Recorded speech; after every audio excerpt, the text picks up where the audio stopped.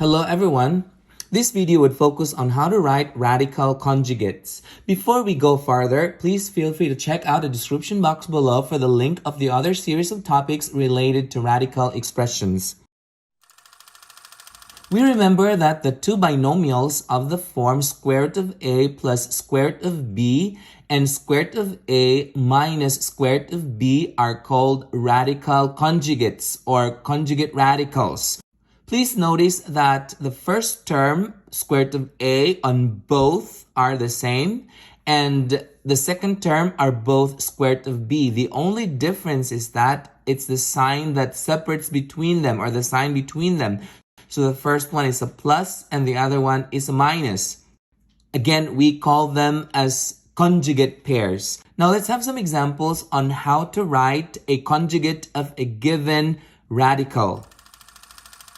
So in this example, we're supposed to determine the conjugate of 2 minus square root of 3. Again, we remember that when we say conjugate pair or conjugate radical, we copy the first and the second term, and the only difference is the sign between them. So we go ahead and say that the conjugate of 2 minus square root of 3 is 2 plus square root of 3.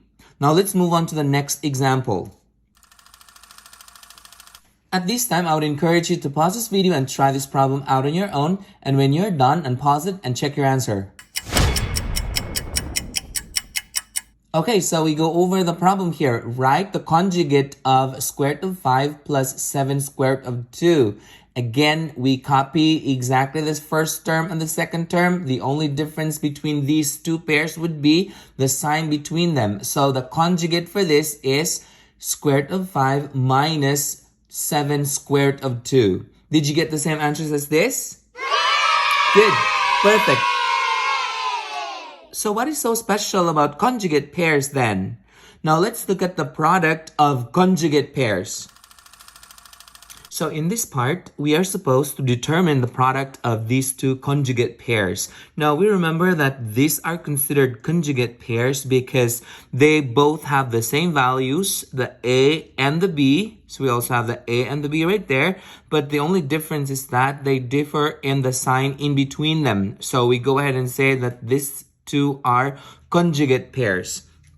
So what is the product when we multiply two conjugate pairs? So in this slide, we're going to show the FOIL method. So in this case right here, we're going to do the first. So these two shall be multiplied together. So I'm going to show the work up here. So that would be square root of 5 times square root of 5. So that's the first.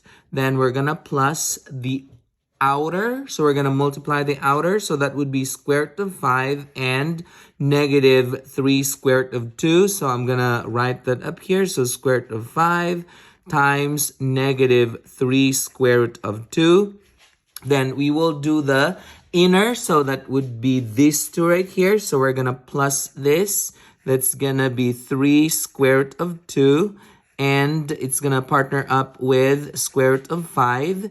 And then the last here, so that is 3 square root of 2 multiplied by negative 3 square root of 2. So that's plus, that would be again 3 square root of 2 times negative 3 square root of 2. So then we go ahead and multiply them together. So this would come out square root of 25. And then we have a plus. Then we multiply these two together. That would be negative 3 square root of 10. And then plus, these two would be 3, positive 3 square root of 10, because you have a 2 times 5, both in square root, so that's square root of 10. And then we have a plus that's going to be 3 times negative 3 is negative 9, and then square root of 4, because you have a 2 and 2. So then we go ahead and say that these two are opposite signs, so we can go ahead and cross them out. And so we are left with square root of 25, which is 5. And then we have a plus, and then we have a negative 9 times square root of 4 is 2. So then we go ahead and say that this is 5 plus negative 18. So then our answer then here is negative 13. So what is the result when we multiply conjugate pairs? So when two conjugate pairs are multiplied together, their product is an integer. Now let's have another example. This time around, we are going to use the area model. So again, these two are considered conjugate pairs because we have exactly the same numbers here, the A and the B. The only difference is that it is a plus and it's a minus. So they are conjugate pairs. So we're going to multiply this using the area model. So we're going to have a 2 by 2 box. I'm going to go ahead and show that box right here. Okay, so what I did in the box was I wrote these two terms up here and I wrote these two terms on the side right here and I multiplied it. And so these are their products. So then we go ahead and write it out here.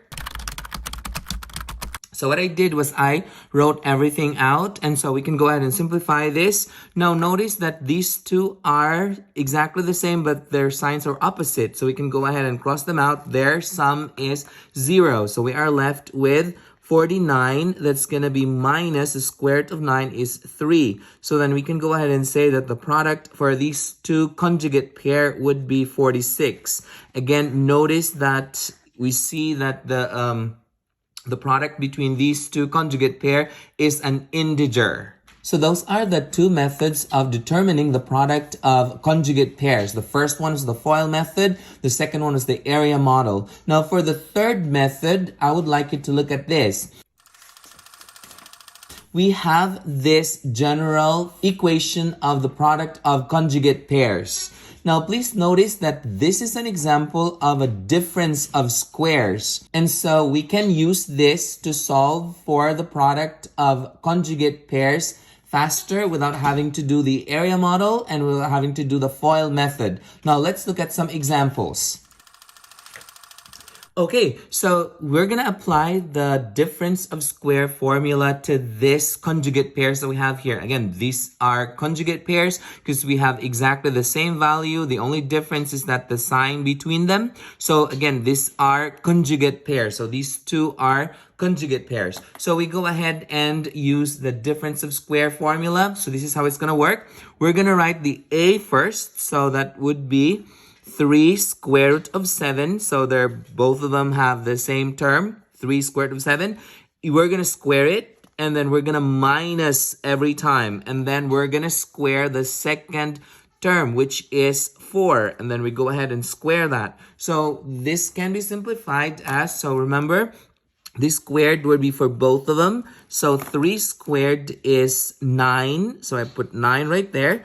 Times square root of 7 squared is 7. So that would be 9 times 7 minus 4 squared is 16. So we go ahead and say that this is 63 minus 16. That is 47.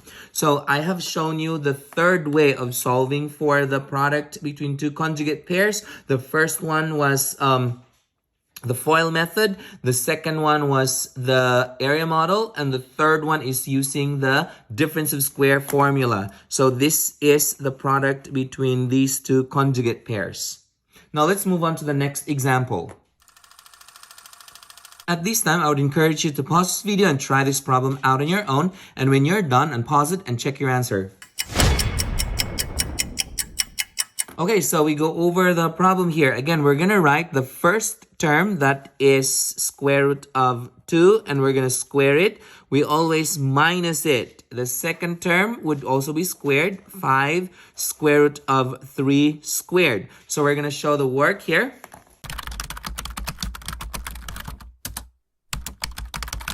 So what I did here was I get the square of square root of 2, that's 2. And then I square the 5, that's 25. Square root of 3 squared is 3. So 25 times 3 is 75. 2 minus 75 is negative 73. So again, our answer now is an integer. So whenever we get the product of conjugate pairs, the answer will always be an integer. Did you get the same answers as this? Good. Perfect. If you found this video helpful, hit like and subscribe for more math videos. See ya!